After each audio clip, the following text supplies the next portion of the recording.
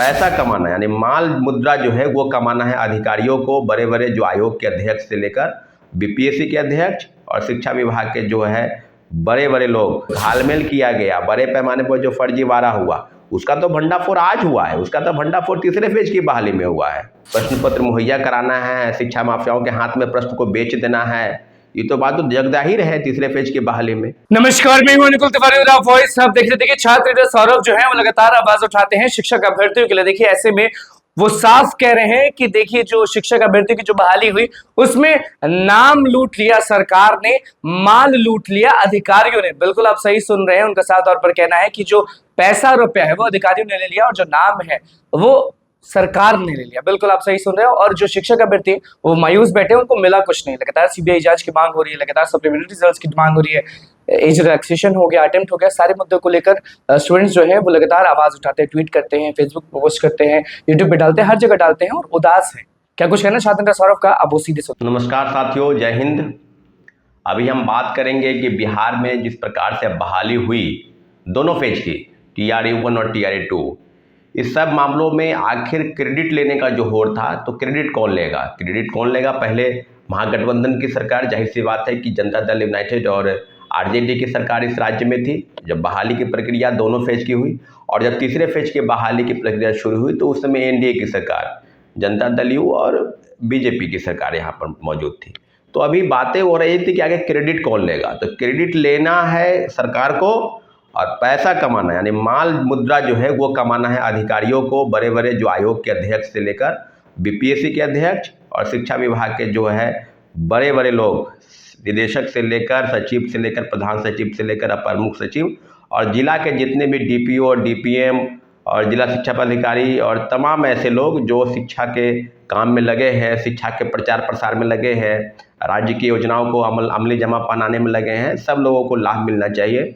तो साथियों, अभी पूरी तहकीकात अगर आप करेंगे, पूरे मामलों पर आप गौर करेंगे तो आपको याद होगा कि छठे चरण के बाद जिस तरह की चीज़ें हो रही थी और इस राज्य में लगातार आंदोलन हो रहे थे, मुझे आपको भी पता है और सबको पता है कि तमाम शिक्षक संघ के नेताओं के साथ जो शिक्षक अभ्यर्थी हैं लगातार परीक्षा पास थे, सीटेट, STET, और लगातार वो मांग कर रहे थे कि 7वें चरण की बहाली निकाली जाए।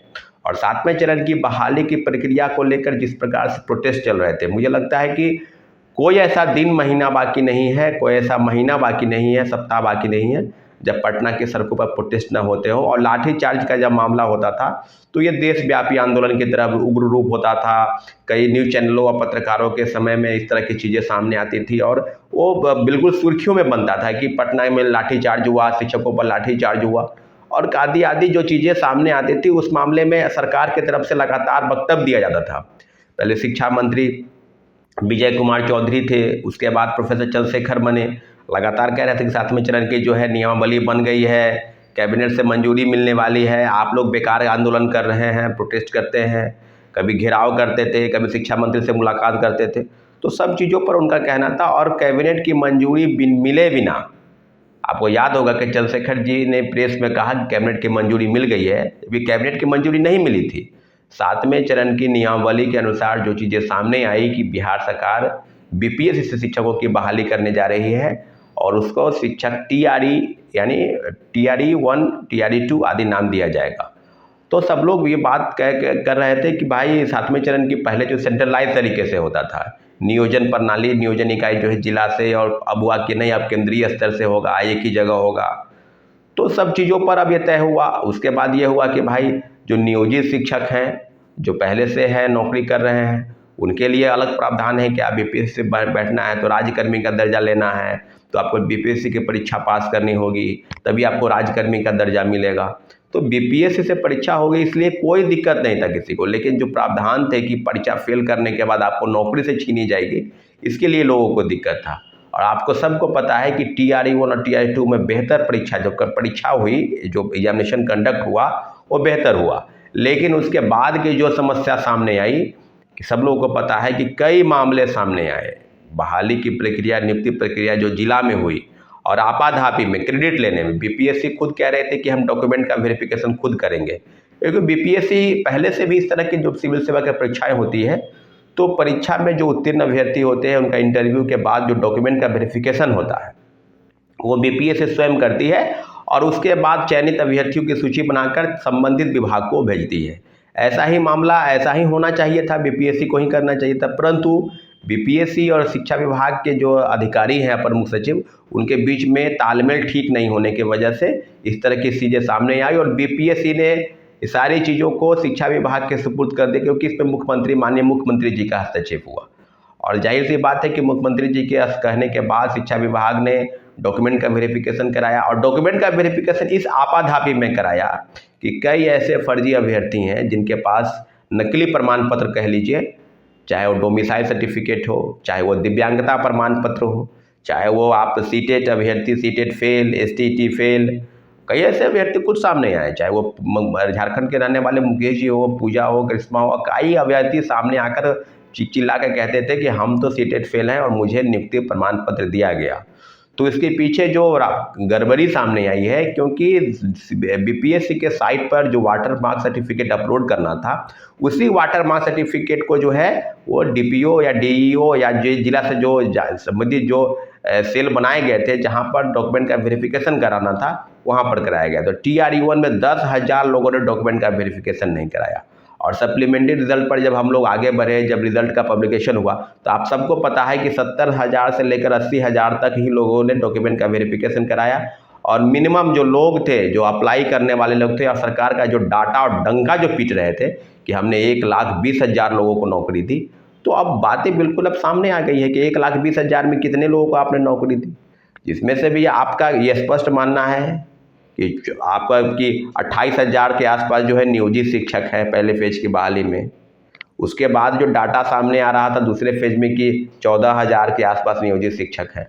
तो फिर सीटों को बचाकर अब भी जो घालमेल किया गया, बड़े पैमाने पर जो फर्जीवाड़ा हुआ, उसका तो भंडाफोड़ आज हुआ है। उसका तो भंडाफोड़ तीसरे फेज की बहाली में हुआ है कि कैसे कैसे शिक्षकों को चयनित करके बीपीएससी और शिक्षा विभाग ने शिक्षक बनाया है। आप समझ लीजिए इस बात को कि कोई जिला बाकी नहीं है जहां से सूची नहीं आई। नालंदा से लेकर पटना और तमाम ऐसे जिलों की सूची जो है वो प्राप्त हो गई है और मीडिया के माध्यम से उस चीज़ों का और सप्लीमेंट्री रिजल्ट के नाम पर जो खाना पूर्ति हुआ, मात्र 2773 लोगों का रिजल्ट TRE-1 में दिया गया। आप इस बात को समझ लीजिए कि TRE-1 में सीट बचाकर TRE-2 में, TRE-2 में सीट बचाकर TRE-3 में, क्योंकि सप्लीमेंट्री रिजल्ट देंगे तो माल का तो उगाही होगा नहीं। और जाहिर सी बात है, नए फ्रेश बहाली होगी, प्रश्न पत्र मुहैया कराना है, शिक्षा माफियाओं के हाथ में प्रश्न को बेच देना है, ये तो बात तो जगजाहिर है तीसरे फेज की बहाली में। और कई मामले सामने आ रहे हैं। अतुल प्रसाद जी जो बीपीएससी के पूर्व चेयरमैन हैं, जिनके रहते TRE-1 TRE-2 दोनों के शिक्षकों की बहाली प्रक्रिया हुई, उस पर तो आप ट्वीट नहीं कर रहे हैं। 3.5 करोड़ के जो गबन का मामला है, जो पैसे लेकर बहाली की प्रक्रिया किसी व्यक्ति द्वारा ली जा रही है और आपकी पत्नी से पूछताछ के बाद अपनी पत्नी ने उसी व्यक्ति पर FIR कराया है, तो जाहिर सी बात है इस मामले पर आर्थिक अपराध इकाई को संज्ञान लेना चाहिए, बिहार सरकार को संज्ञान लेना चाहिए कि अगर वो आरोप सही है तो कार्रवाई होनी चाहिए बीपीएससी के पूर्व चेयरमैन अतुल प्रसाद पर। अगर वो बात गलत है, जो आरोप लगाया गया है, जो FIR हुआ है वो गलत है, तो उसके ऊपर कार्रवाई होनी चाहिए जो मनगढ़ंत आरोप लगा रहा है। बातें तो बस जांच की है, लेकिन जांच के बिंदु में आर्थिक अपराध इकाई की टीम किस प्रकार से काम कर रही है, ये आप बेहतर तो आर्थिक अपराध इकाई ही जानती है। अभी तक कई मामले सामने आए, अभी तक जो गिरफ्तारी हुई है मुख्य सरगनाओं की, अभी तक आपने बताया नहीं कि आखिर बीपीएससी से जो प्रश्न पूछा गया, बीपीएससी के अधिकारियों और कर्मचारियों की मिली भगत बिना प्रश्न पत्र कैसे मुहैया कराया गया। प्रिंटिंग प्रेस में छपने से पहले, QR कोड लगने से पहले पेन ड्राइव में सॉफ्ट कॉपी दिया गया, आपको उसका पासवर्ड बताया गया। ये चेयरमैन को पता था या परीक्षा नियंत्रक को पता था, क्योंकि जो आरोपी कह रहे हैं कि जो कोलकाता स्थित प्राइवेट लिमिटेड जो कंपनी है सिक्योर, उसको ठेका TRE-1 और TRE-2 में ही दिया गया। यहाँ तक कि उसने ये भी कहा कि 64वीं से लेकर 29वीं तक जो बीपीएससी सिविल सेवा की परीक्षाएं हुई, सबके प्रश्न पत्र उसी प्राइवेट लिमिटेड कंपनी को दिया गया जो पहले से ब्लैक लिस्टेड है। तो क्या बीपीएससी के पूर्व चेयरमैन अतुल प्रसाद जी को पता नहीं था? तो सारी चीज़ें बस अब सीधे पैसे कमाने को लेकर है। मैं तो पहले ही कह रहा हूँ कि बिहार की तमाम एजेंसी ऐसी है जो पैसे लेकर लोगों को बहाल करने में लगी है, और जो मेरिट वाले लोग हैं वो दर दर की ठोकरें खाए। आज उनका 20 से उम्र 30 और 30 से उम्र उनका 40 हो जाए, इससे राज्य सरकार को कोई मतलब नहीं है, क्योंकि उनको तो क्रेडिट लेना है। TRE-1 TRE-2 में खूब क्रेडिट है, उसी क्रेडिट के चलते महागठबंधन की सरकार भी टूटी। क्योंकि कई आरजेडी के नेता अपने ट्विटर हैंडलर से और बड़े बड़े बैनर और पोस्टर लगाकर कहते थे कि रोजगार जो है वो तेजस्वी यादव की भूमिका है, रोजगार नौकरी में तेजस्वी यादव की अहम भूमिका है और क्रेडिट तेजस्वी यादव लेना चाह रहे थे। जबकि बिना मुख्यमंत्री के सहमति के कोई भी योजनाएं या कोई भी फाइल आगे नहीं बढ़ता है। और इतनी बड़ी जो बहाली इस प्रक्रिया में हुई, इस राज्य में हुई, लगभग 2 लाख, 3 महीने में 2 लाख शिक्षकों की बहाली, तो उसका क्रेडिट किसको जाएगा? जाहिर सी बात है कि मुख्यमंत्री जी को उसका क्रेडिट लेना चाहिए। मुख्यमंत्री जी क्रेडिट ले रहे हैं। अब तीसरे फेज की बहाली में सीट बचाकर अब बीजेपी के नेता, एनडीए के नेता क्रेडिट उसका लेंगे। तो साथियों, अब बिल्कुल जांच के आधार पर अब हम लोग जांच का इंतजार कर रहे हैं कि आर्थिक अपराध इकाई का जांच कर रही है। लेकिन इतना आप मान के चलिए कि बिहार में जो बहार जिसको कहते हैं, नौकरियों की बहार जो आने आई और जो आने वाली है, तीसरे फेज फिर चौथे फेज, उस सब में जो भंडाफोड़ हुआ तीसरे फेज में कि प्रश्न पत्र मुहैया कराकर लोगों को सेटिंग गेटिंग के तहत पैसा लेकर और बहाली प्रक्रिया निकाली गई, सब मामलों पर राज्य सरकार बिल्कुल गंभीर नहीं थी, क्योंकि उनको तो क्रेडिट लेना था। और के पाठक जो अपर मुख्य सचिव है वर्तमान में, वो उनको भी वाहवाही खूब मिला कि आपने बड़े पैमाने पर शिक्षकों की बहाली की। बीपीएससी के पूर्व चेयरमैन, उनको क्रेडिट लेना था। और दार्शनिक तरीके से जो बात करते थे कि हमने ये कर दिया, हमने वो करवा दिया, चांद पर ज़मीन और कश्ती से तूफान और क्या क्या आप बोल रहे थे, तो बोलिए ना। अभी अब ट्वीट ऐप नहीं कर रहे हैं। कई पत्रकार महोदय भी उनका शाबाशी, कई पत्रकार महोदय उनको खूब फूल माला चढ़ा रहे थे कि बीपीएससी के पूर्व चेयरमैन अतुल प्रसाद सबसे ईमानदार और कर्तव्यनिष्ठ ऑफिसर है। तो अब क्या हो गया? जो आरोप लग रहा है उस पर तो आप नहीं कुछ बोल रहे हैं, उस पर भी बताइए ना भाई। तो उन लोगों की भूमिका, उन लोगों की भी जांच होनी चाहिए जो बीपीएससी के पूर्व चेयरमैन की संलिप्तता के आधार पर उनसे नज़दीकी बनाने का प्रयास कर रहे थे और उनसे नज़दीक थे और उनके वाहवाही में कई वीडियो अपलोड कर रहे थे। वो वीडियो अभी तक नहीं हम देख रहे हैं कि आप वीडियो कोई बना रहे हैं। आप वीडियो बनाइए, उन पर बताइए कि जो आरोप लगा है उस आरोप में कितना दम है।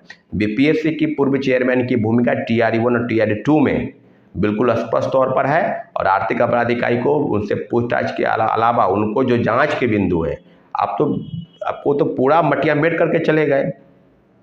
कई साथी हैं जो ट्वीट मैसेज करते हैं और कमेंट करते हैं, इस प्रकार से कमेंट करते हैं कि बीपीएससी के पूर्व चेयरमैन की भूमिका बिल्कुल संदिग्ध है। बिल्कुल कहने की क्या ज़रूरत है उसमें कि असली जो गुनाहगार है वो कौन है? असली वही गुनाहगार है जो शीर्ष पर बैठा है, जो बड़े बड़े पदों पर बैठकर सुशोभित कर रहा है पद को।